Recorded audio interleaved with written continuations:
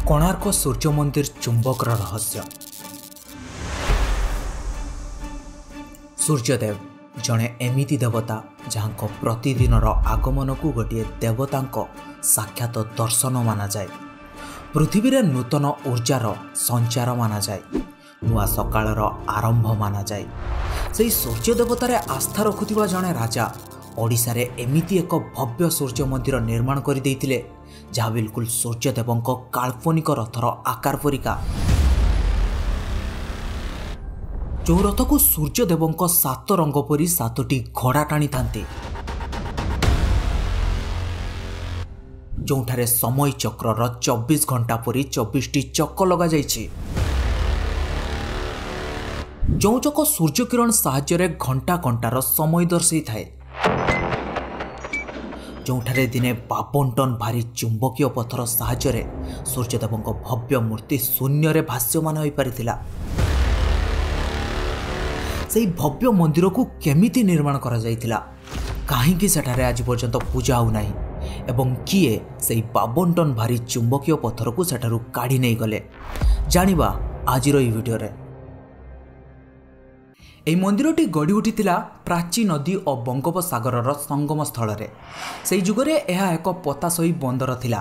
ଏହାର ନାମ କଣଗର। କୋଣାର୍କ ମନ୍ଦିର କଳିଙ୍ଗ ସ୍ଥାପତ୍ୟ କଳା ଶୈଳୀରେ ତୋଳା ଯାଇଥିଲା।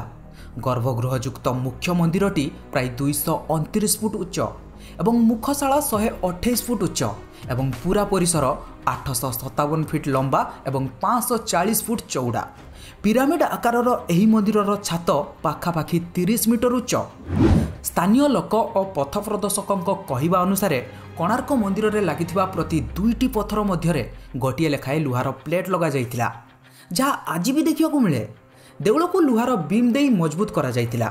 दधिनती बा मंदिर चूड़ारे 52 मेट्रिक टन एक विशाल चुंबक खंजा जाइथिला।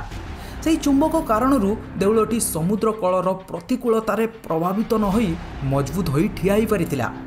सूर्यदेवंक भव्य प्रतिमा जहाँ अष्टधातुरे निर्मित होइतिला, ता कोनोसी सिंहासन रे बसी नथिला। खंजा जाइथिबा अनेक चुंबकर शक्ति बलरे यह शून्य रे भाष्यमान होई परिथिला। एई मंदिर को एमिति भाबरे निर्माण करा जाइथिला जेपरि सूर्यदेवंक प्रथम किरण नाट्य मंदिर देई गर्भगृहस्थ मुख्य प्रतिमा नाभिरे संयुक्त गोटे हीरा रे प्रतिफलित होउतिला। यह सकाळु सकाळु अल्प कई मिनिट पई देखिବାକୁ मिलुतिला। किछि इतिहासकारक अनुसार बंगालर सुल्तान सुलेमान खान करानी 250 वर्ष परे माने 1508 रे ओडिशा उपरे आक्रमण करथिले एवं से ओडिशार अनेक मंदिर सहित कोणार्कर सूर्य मंदिर को मध्य क्षति पहुंचाइथिले। सुलेमान खान करानी सेनाध्यक्ष रुद्रनारायण जे कि कलापहाड़ नाम कुख्यात थिले, से एकमात्र एमिति आक्रमणकारी थिले जे कि कोणार्क मंदिर रे लागिथिबा सेई 52 मेट्रिक टन चुंबकीय पथर को एका भांगिथिले।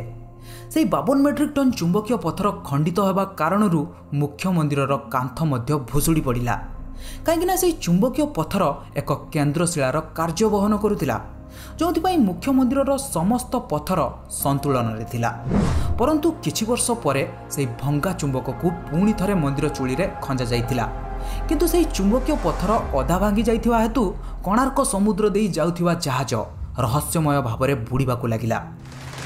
कहा जाए कि पुर्तगालीक बेपारी जहाज से मंदिर पाख देई जाउथिबा समय रे से चुंबकीय पथरर प्रभावरू जहाजर दिशासूचक यंत्र ठीक से काम करू नथिला एवं जहाज भूल दिग को चली जाउथिला एवं समुद्र रे बुड़ी जाउथिला, जोथिपाई पुर्तगालीर बेपारी माने एही मंदिर को ब्लैक पगोड़ा बोली कहउथिले, कारण दूररू देखिले कोणार्क मंदिर कला दिसी थाए। जेतेबेले सेही रहस्यमय चुंबक विषय रे पुर्तगाली माने जानि पारिले, सेतेबेले से माने सेही चुंबक को सेठारु काढ़ी नेले। सेही चुंबकीय पत्थर को सेठारु पुणी थरे काढ़िया परे मुख्य मंदिर संपूर्ण भांगी जाइतिला एवं सेही चुंबकीय पत्थर को पुर्तगालीर बेपारी माने निज सहित नहीं जाइथिले। ओडिशार इतिहास अनुसार कलिंग माने आजिर ओडिशा मुस्लिम शासनर अधीन हो जाइतिला, जोथिपाई पुरीर पंडित माने सूर्यदेवंक भव्य प्रतिमा को सुरक्षित रखिया पई पुरी को नहीं जाइतिले एवं सेही मंदिर को लुटेरा मानक ठारू सुरक्षित रखिया पई बाली रे पोती दिया गला। किंतु जो मंदिर को भांगिबार इतिहास पुर्तगालीक सहित जोड़ीथिला, सेही मंदिर को पुणी थरे जीवित करिवार इतिहास इंग्रेज मानक सहित जोड़िला। 1900 मसीह लॉर्ड कर्जन ओडिशा को व्यापार करने लोभरे आसीथिले एवं केजाणी केमिति से 300 वर्ष धरी बाली रे पोती होइतिबा कोणार्क सूर्य मंदिर को मध्य खोजी बाहर कले। ब्रिटिश आर्कोलॉजिस्ट माने सेही मंदिर को बाली रू बाहर कले, ताकू मरामती करागला एवं यह देखि समस्ते आश्चर्य हो गले कि बाली रे पोती होइतिबा मंदिरर उच्चता 229 फुट। इंग्रेज माने सेही मंदिर को बाली रू बाहर कौन कले, शह शह वर्षर इतिहास मध्य जीवित होगा को लगिला। सेही इतिहास जो भगवान सूर्यदेवों गर्भगृह दिशि थाए, से इतिहास जहाँ को देखिले एमिति लगे कि पत्थर मानक भाषा मनीष मानक भाषा ठू आगक बढ़ी जाइछि। आज पर्यंत केही भी यह जानी पारि नाहंती कि पत्थरर 5टी लेयर रे तैयारी हेतिबा एही मंदिर रे जुड़ कहीं दिशि न थाए। एही मंदिरटी तैयारी हेबा इतिहास रे गोटिए बड़ घटना थिला। आउ एही मंदिरटी निज निर्माण रु नै आज पर्यंत एमिति एमिति घटनावली को देखि आसीछि जहाँ इतिहास पृष्ठा को बदली दे पारिछि।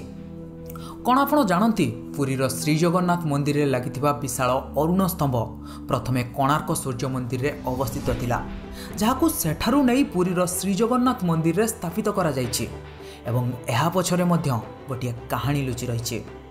सो आपन को ये वीडियो केमिति लागला मते कमेंट रे निश्चय जणेबे एवं ये वीडियो को गोटे लाइक करंतु एवं निज प्रियजन सहित ये वीडियो को शेयर करंतु एवं ये चैनल को सब्सक्राइब करी पाखरे आस्तबा ऑल नोटिफिकेशन को मध्य ऑन कर दियंतु। देखा हबो गोटे बहुत इंटरेस्टिंग वीडियो रे। सत पर्यंत till then have a great day, bye.